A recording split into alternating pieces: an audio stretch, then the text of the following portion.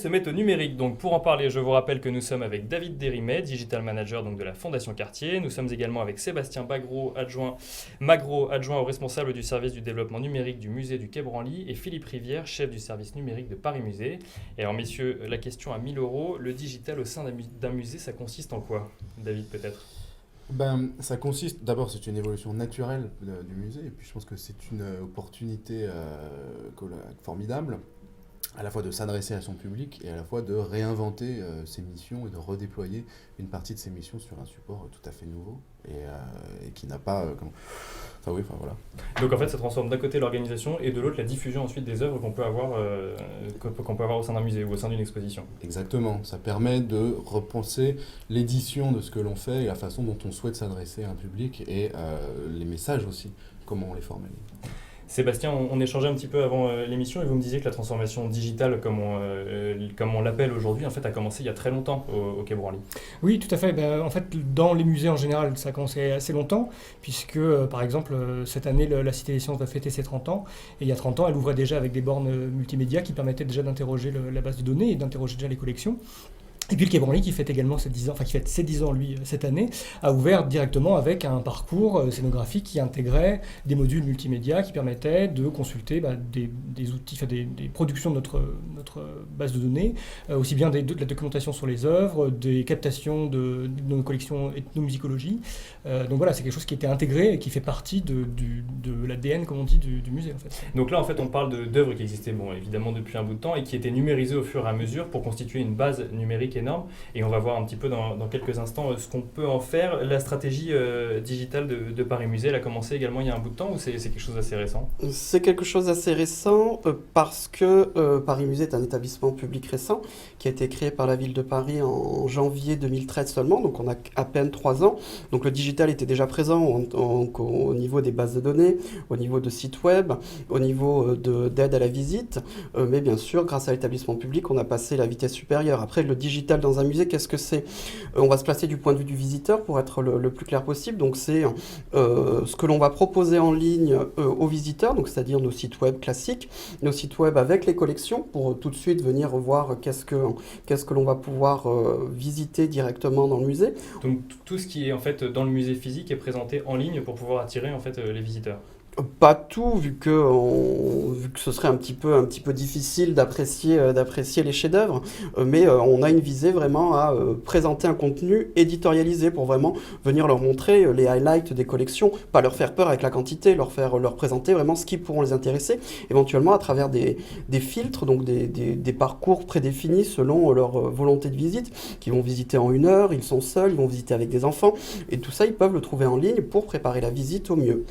Et donc là, on parle de promotion, on parle du site web. Est-ce que vous utilisez également d'autres canaux digitaux de promotion justement des expositions?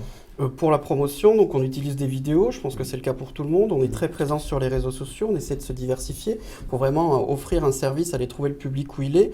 Les sites web, différentes plateformes, différents partenaires. C'est de la communication numérique comme tout le monde fait. Donc on essaie vraiment d'être présent où notre public peut être présent. C'est vrai que c'est une évolution, pardon pour rebondir là-dessus, assez importante. On est passé de sites vitrines où les musées il y a 10 ans, il y était encore beaucoup sur des vitrines numériques, à des vrais outils d'édition et de création de contenu. Si on pense aux vidéos, la force que ça a, là on parle de communication, mais en réalité on peut construire complètement un propos. Il y a l'exposition, il y a son catalogue, puis il y a ce qu'on peut faire vers l'écran avec les outils spécifiques, les outils multimédia. L'exposition commence avant même en fait qu'on soit rendu dans le lieu de l'exposition, elle commence sur les réseaux sociaux directement. Pendant, et puis ça reste après, parce qu'une exposition, elle s'arrête. Et donc, à la fois, on peut produire un contenu intelligent qui ajoute quelque chose à l'ensemble de l'édifice, et en même temps, ce même contenu sert des enjeux de communication.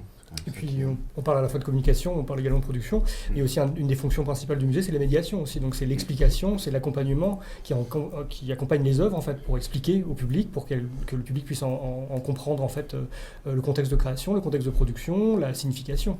Et ça, les outils numériques sont des outils très forts là-dessus, que ce soit les sites internet ou les réseaux sociaux, notamment. Et ça fonctionne comment? Ça peut être une application aussi, par exemple, parce qu'un musée aujourd'hui doit avoir son application. Je ne sais pas si vous avez, par exemple, chacun une application, pas encore. Il y a plusieurs écoles. Nous, par exemple, on n'a pas d'application et je pense que c'est pas pertinent pour la Fondation Cartier d'avoir une application. C'est moins vrai si on a une collection permanente et des choses à voir en général.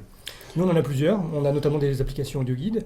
Aujourd'hui, on se pose beaucoup la question du mobile, puisque en fait, notre site internet qu'on a refondu, qui est sorti sous une nouvelle version il y a 6 mois, est aujourd'hui en responsive web design, donc il est consultable sur des dispositifs mobiles aussi, sur des devices mobiles. Du coup, cette question-là du mobile, elle se pose aussi. En fait, qu'est-ce qu'on fait? Est-ce qu'on redéveloppe une application audio guide, une application dédiée ou pas? Oui, comme Sébastien, donc moi j'allais répondre que tous nos sites sont maintenant responsives, donc du coup ils sont consultables vraiment sur tout support, et les applications on les réserve aux expositions en elles-mêmes, pas aux collections permanentes. Enfin une forte différence, parce que dans les expositions on a des œuvres prêtées, on a vraiment un propos très soutenu, et l'application peut plus se porter au niveau des expositions permanentes, des expositions temporaires plutôt que des collections permanentes, où là peut-être qu'un site responsive, du coup en fournissant du Wi-Fi, une connexion pour que ce soit pas problématique pour les étrangers, peut être une solution intéressante. Oui, parce qu'il y a effectivement cette question de l'équipement. On parle de Wi-Fi, mais en fait, quand on se digitalise, il faut commencer par digitaliser le lieu dans lequel on va recevoir les visiteurs. Ce sont vraiment deux sujets. C'est-à-dire qu'il y a une partie qui se joue in situ, et il y a une très très grande partie qui se joue hors les murs. En tout cas, nous, dans nos préoccupations digitales, c'est très tendu vers l'extérieur de l'institution, sachant que les expositions sont conçues par les commissaires d'exposition, avec les artistes, les scénographes, etc., etc. Ça inclut assez rarement nos préoccupations et nos services, en tout cas en ce qui me concerne. Nous, on travaille à faire rayonner et l'institution, et ses projets, et ses artistes, dans une nouvelle forme d'édition, en se servant d'Internet. Ok, bon, on est plutôt sur quelque chose entre les deux, en fait, une forme de décloisonnement, puisqu'on a du Wi-Fi dans les salles, en fait. Donc ça, il y a assez peu de musées, finalement, qui le proposent, en tout cas en France. Donc on en est assez fiers, et on travaille beaucoup sur le développement du in situ aussi. Hein. Et alors justement, comment est-ce qu'on peut intégrer le numérique, ou est-ce que le numérique s'intègre réellement dans le parcours de l'exposition une fois que le visiteur est arrivé? Le numérique, ça se choisit. Le numérique, ça n'est pas présent, on ne va pas forcer vraiment des étapes de consultation du numérique. Le pourcentage de personnes utilisant le numérique, on voit des applications qui fonctionnent quand on est autour de 12-13% de l'audience générale qui télécharge des applications, on est satisfait. Donc vous voyez, déjà c'est un choix. Et après, donc, on ne va pas forcer le visiteur à s'arrêter devant des dispositifs. Il faut que ce soit un choix et que le contenu soit aussi accessible sur différents supports pour ne pas le forcer. Il y a des personnes qui ne supportent pas regarder un audiovisuel dans une exposition, d'autres qui vont être particulièrement inconfortables à toucher des écrans tactiles, ça n'est peut-être pas leur culture ou leur envie, donc il ne faut pas forcer le visiteur. Qui vont rester très longtemps, qui vont vouloir tout faire. Oui, tout à fait. C'est exactement ça. C'est une manière de visiter. Le numérique, c'est une manière de visiter un musée. Et alors justement, est-ce que, là on parle de numérique, mais c'est vrai que ça peut sortir du numérique, est-ce que ça permet... Est-ce qu'on voit tous la même exposition avec le numérique, ou est-ce que ça permet de créer des parcours différents et de personnaliser en fait une exposition qui avant pouvait être plus universelle en fait? Comme je le disais en introduction, nous c'est vrai qu'on met vraiment l'accent sur une personnalisation de la visite de plus en plus à travers des critères préétablis, ou sinon vraiment une approche juste esthétique. Dans un de nos musées, au musée Cernuschi, on a une table d'accueil où donc le visiteur peut créer son parcours avec donc des volets déroulants pour choisir des critères bien précis. La durée, son mode de visite, en couple avec enfant, d'autres centres d'intérêt pour avoir quelque chose de très précis, ou sinon juste mettre dans un panier esthétiquement des œuvres qu'il feuillette sur une table tactile, donc c'est facile à faire défiler, il fait son panier et il se l'exporte sur son smartphone, et après il peut monter dans les collections pour visiter selon ses choix à partir de la visite d'accueil. C'est une exposition à la carte en fait. Tout à fait. La personnalisation, je pense, est vraiment extrêmement importante dans des collections permanentes. C'est quelque chose au Quai Branly ou à la Fondation Cartier, vous envisagez, vous avez peut-être déjà créé ou pas du tout? Chez nous, pour le moment, c'est pas encore le cas véritablement. En fait, on est plutôt dans une idée de musée pour tous, je dirais, avec la possibilité pour chacun de trouver ce qu'il souhaite. On a des outils qui sont adaptés à des publics en situation de handicap, par exemple. On a des applications pour iPad, sur iPad qui sont faites en LSF pour des publics en situation de handicap mental aussi. Donc c'est aussi très largement un large public, mais c'est vrai qu'on n'a pas encore, en tout cas, choisi ce chemin-là.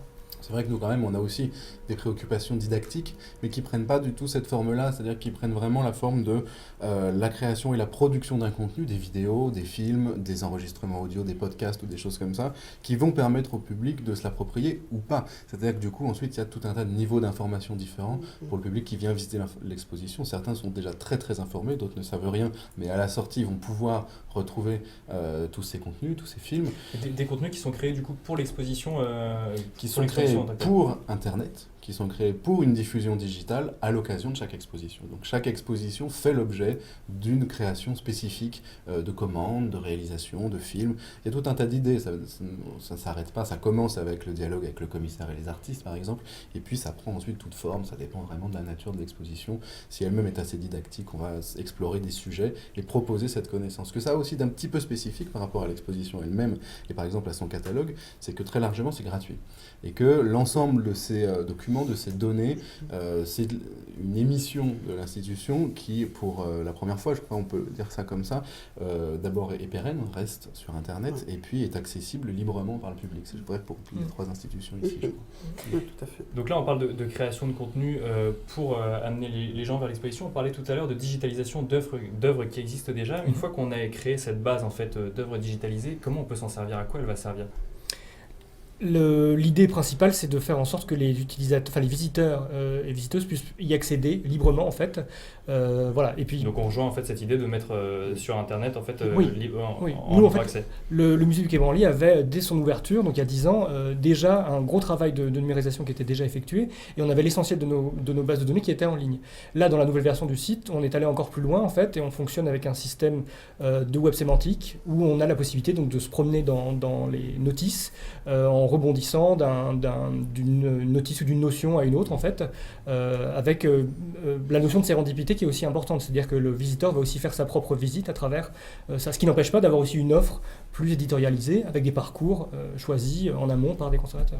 Alors justement, pour notre base de données, donc nous, c'est vrai qu'on organise notre base de données donc, du réseau des 14 musées, avec une plateforme en ligne qui est accessible aujourd'hui, donc avec 185 000 œuvres. Donc certes, la numérisation n'est pas au 100% comme le Quai Branly, mais on travaille d'arrache-pied là-dessus, et vraiment on fonctionnera à partir de cette plateforme avec différentes API qui nous permettront d'alimenter des sites spécifiques, d'alimenter des dispositifs in situ, d'alimenter peut-être des applications ou autres web services, mais vraiment avec cette rationalisation et cette mutualisation de la saisie pour après venir rationaliser au mieux et donc utiliser des API pour éviter les ressaisies, éviter les pertes de données, comme on a l'habitude de faire à chaque projet, après chaque projet ou à chaque projet une ressaisie. Et alors, justement, au sein de Paris Musée, donc vous travaillez avec 14 institutions différentes qui ont leur fonctionnement propre. Quelle est la réaction des acteurs en fait, de ces institutions quand on arrive avec une stratégie digitale? Pas à leur imposer, parce que dans cette émission, on sait qu'on n'impose pas une stratégie digitale, mais qu'on la propose.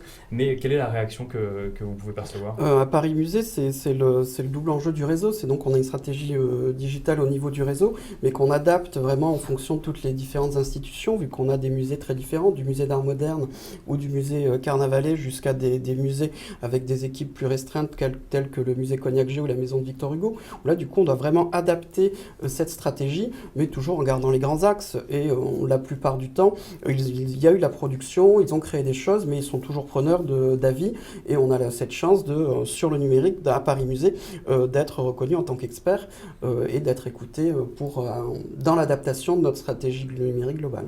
Parce que c'est vrai que c'est une question qui se pose, la question de la place du stratège digital, si je puis m'exprimer ainsi, dans l'institution déjà existante. Ça, je pense qu'on ne doit pas être les seuls à vous le dire dans l'émission, mais il y a un gros travail de pédagogie, d'accompagnement. On est là pour, ça revient souvent, effectivement. Voilà. Donc on fait beaucoup de pédagogie au niveau des équipes, on accompagne énormément. Moi, j'ai la chance d'avoir au musée du Quai Branly un public, quand je dis public, là c'est vraiment l'interne, en fait, assez réceptif, et des gens qui sont plutôt proactifs. Au début, on m'a demandé, mais pourquoi Facebook, pourquoi Twitter, qu'est-ce que le musée fait sur Twitter? Maintenant, on me propose des choses, donc je reçois des mails de conservateurs, de régisseurs qui me disent « Ah, mais j'ai une idée, si tu veux, j'ai un truc, mardi, tu peux venir faire des photos, c'est important. » et tout. Donc voilà, il y a un travail d'accompagnement qui se fait. Ça finit par prendre petit à petit, et on finit par comprendre en fait l'intérêt de cette stratégie digitale. Puis ça s'est installé dans le musée. Moi, je vois par exemple à la Fondation Cartier, on est plutôt une petite équipe, ce qui fait que moi, je suis directement en relation avec absolument tout le monde dans l'équipe. Et chacun a un intérêt à participer à l'ensemble de ce processus. C'est vrai pour les conservateurs, les commissaires, parce que c'est très évident, mais c'est vrai en fait pour tous les métiers. La responsabilité publique, la logistique, enfin la régie des heures, enfin tout effectivement sur ce genre de modèle. On est allé filmer l'arrivée d'une heure dans sa caisse, dans un lieu de stockage, parce que on disait tiens là ça s'y prête, on va pouvoir documenter ce moment et puis ça va être intéressant sur la vie d'une collection, comment ça marche, etc. Nous depuis 3 ans, c'est vrai que certaines graines numériques que l'on a plantées dans certains musées ont vraiment germé d'une manière extraordinaire. Dans d'autres, c'est un petit peu plus différent. Donc on reprend notre pédagogie, on avance au rythme avec la culture de chaque institution. Exactement, s'adaptant à chaque culture des 14 lieux que nous gérons. Alors on parlait des sujets qui reviennent souvent dans cette émission, il y a un autre sujet qui revient très régulièrement, c'est la data. Les gens qui viennent ici parlent généralement plus de consommateurs que de visiteurs et veulent mieux connaître leurs consommateurs. Est-ce que c'est un enjeu également pour les musées de mieux connaître les gens qui viennent visiter leur musée ou qui les suivent sur les réseaux sociaux du coup ? Tout à fait. Nous, on a un observatoire des publics intégré, en fait. Donc, on a une cellule avec 2 personnes qui travaillent vraiment de manière dédiée sur ces sujets-là. Même en amont même de la question numérique, enfin, hors de toute question numérique. C'est vraiment sur l'observation de quelles sont les attentes des visiteurs, quels sont leurs degrés de satisfaction, voilà, quelle était leur expérience de visite. Donc, c'est des sujets qui sont vraiment importants. Après, ça pose d'autres questions qui sont un peu plus complexes sur l'articulation entre les directions, les services, qui gèrent quoi, qui récolte cette donnée, comment est-ce qu'on la traite. Comment est-ce qu'on la récolte aussi, tout simplement ? Oui, comment est-ce qu'on la récolte, de quelle manière techniquement et de manière logistique en fait. Donc ça pose quand même pas mal de questions. Je pense que pour nous, et j'ai l'impression que même plus largement dans les musées, mes confrères me contrediront peut-être, mais on est vraiment au début de cette question-là en fait. C'est pas. On s'est récolté. Voilà. On s'est récolté. Des datas. On s'est récolté. Ça, on sait faire. Et encore, des datas moi, numériques ouais. ou des datas physiques. Donc nous, c'est la première chose qu'on ait mis en place avec l'établissement public. C'est des études de public très fréquentes pour connaître notre visitorat physique. Et en numérique, oui, on sait récolter des données. Mais après, l'utilisation, c'est plus là que la transformation doit venir. Et encore, je trouve que la récolte est pas non plus... c'est difficile de l'affiner. Par exemple, nous, on a une billetterie en ligne depuis assez peu de temps. Avant l'existence de cette billetterie en ligne, pour savoir si un visiteur en ligne était devenu un visiteur physique, c'était quasiment impossible. Vous pouvez faire des enquêtes du public sur place en leur demandant est-ce que vous êtes venu après avoir vu le site, mais c'était là qu'on pouvait aller le plus. Maintenant, effectivement, on peut ajuster par exemple et se dire, voilà, quelqu'un qui est passé par notre page Facebook, et bien celui-là, il y en a X% qui ont fini par acheter un billet. On peut affiner quelque chose comme ça, mais je dirais qu'on n'a pas trop la culture, en tout cas pour nous, c'est sûr, à la Fondation Cartier, la culture du tracking et de la data à tout prix. On ne sait pas bien quoi en faire. On fait un bon fichier newsletter pour dire aux gens ce que l'on fait, et on s'est développé sur Facebook. Nous, on l'a pris le truc très vite, très tôt. Aujourd'hui, on a une base très importante de gens qui nous suivent sur Facebook et à qui on peut émettre des messages, mais je dirais qu'on est quand même beaucoup plus dans l'émission que dans l'analyse de données. Personnalisation ou dans l'analyse effectivement très précise. Une autre question à 1000 euros, en plus de celle que je vous ai déjà posée, le numérique, c'est plus une source de coûts ou au contraire, ça peut permettre des économies dans l'activité d'un musée ? Oh, la question à 1000. C'est clairement un investissement. Les projets que l'on lance, des sites web, des choses vraiment structurantes, des bases de données, même des bases CRM, ce genre de choses, c'est d'abord un investissement. Le retour sur investissement est difficilement mesurable, mais c'est vrai que sur notre présence en ligne, on a besoin d'être présent. C'est une valorisation, c'est une image de marque des différents musées. C'est presque même indispensable. Donc, en fait. Si on n'est pas présent, on n'existe pas. C'était les premières actions qu'on a menées, être présent en ligne de notre côté pour les 14 musées. Donc c'est un retour sur investissement difficile. C'est un investissement d'abord, mais après, donc, si on sait gérer au mieux ce que l'on fait en notre présence numérique ou les datas que l'on a, on peut avoir un retour sur investissement pas mal, mais du coup, c'est difficile à calculer. Et puis surtout, ça a généré ses propres besoins. C'est-à-dire qu'évidemment que maintenant, on a envie de parler à tout ce public qui se trouve à cet endroit-là. On a envie de le conquérir, le choyer, lui proposer des choses. Du coup, effectivement, on pourrait considérer que il suffit de ne pas le faire et puis on se fera aussi bien puisque le musée, lui, restera toujours là. Et en fait, non. Donc c'est effectivement plus un investissement qui est difficile, voire impossible. Et puis ce qu'il ne faut pas oublier, et c'est peut-être pas non plus ce que vous disent toutes les personnes qui viennent ici, c'est qu'on est aussi... Alors, pas pour toi, mais nous, on est des institutions avec un service public, en fait. Avec des fonctions de service public. Ce qui ne veut pas dire qu'il ne faille pas évaluer, savoir combien budgétairement ça représente, etc. Ça, c'est évident. Mais il n'empêche qu'on a des missions de service public. Donc, on est là aussi au service de nos publics, qu'ils viennent ou pas. Les gens ont le droit d'être en contact avec nos collections, avec nos programmations, avec nos thématiques. Les visiteurs ont le droit d'apprendre des choses à travers les outils numériques aussi, en fait. Et alors justement, on va finir sur une question de la place un peu de la culture française à travers le monde. Maintenant, on va parler du numérique dans la culture française à travers le monde. De vos expériences et de vos échanges peut-être à l'international, vous avez l'impression que les musées français, le développement du numérique dans les musées français, on est plutôt en avance, plutôt en retard, ou on est sur une vitesse de croisière ? Je pense qu'on est plutôt en avance en réalité, mais pas par chauvinisme ou quoi que ce soit. C'est très bien que ce soit toi qui le dis. Non mais voilà, parce que D'abord, il y a une représentation de la France et la culture. Il y a déjà quelque chose de particulier. Remarquez que, par exemple, quand Google a installé son Cultural Institute pour le monde entier, il l'a mis à Paris. Et les questions de numérique, je crois aussi, sont maintenant extrêmement élaborées dans l'ensemble des musées français, des musées parisiens, des musées français tout court. Il y a une bonne circulation des informations. Je pense qu'aussi les gens sont assez maintenant formés sur la question de est-ce que les équipes à l'intérieur sont prêtes. Je pense que c'est vraiment beaucoup plus le cas maintenant. Et par exemple, nous, à la Fondation Cartier, on a ce souci aussi d'être internationaux et donc de rayonner, de produire des choses vers l'étranger. Donc on voit ça aussi de cet œil-là. On est avancé dans ce sens-là aussi. Je pense qu'on veut tous avoir un rayonnement international.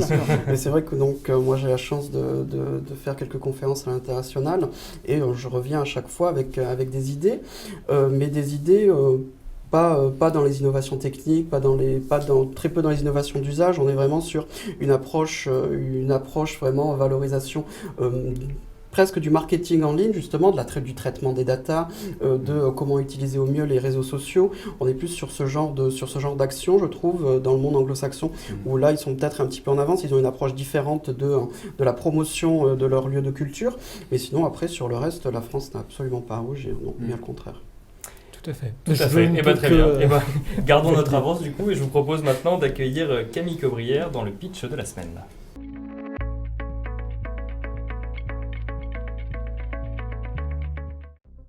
Demain appartient aux plus rapides. Pour vous aider à aller toujours plus vite, nous avons créé une nouvelle entreprise totalement dédiée à l'avenir de votre secteur. Où les hommes, la technologie et les idées font avancer le monde ensemble. Accélérer l'innovation, accélérer le changement, accélérer l'avenir. Hewlett Packard Enterprise.